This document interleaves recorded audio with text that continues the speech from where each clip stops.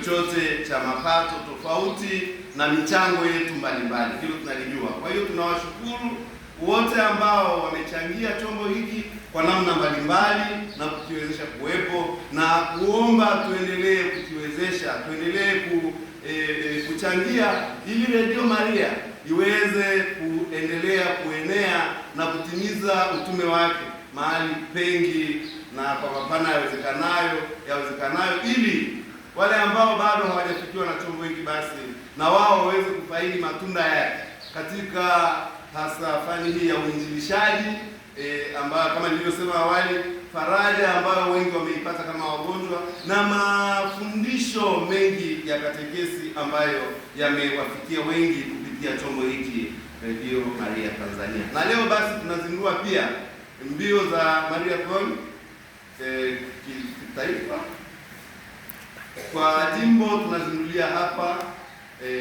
parokia Mtakatifu Marko Mwinjili. Kwa hiyo tumepata bahati hiyo, pia ni nafasi ya kuweza kukifahamu zaidi chombo hiki na kushiriki pia kwa namna ya pekee zaidi katika kukiwezesha.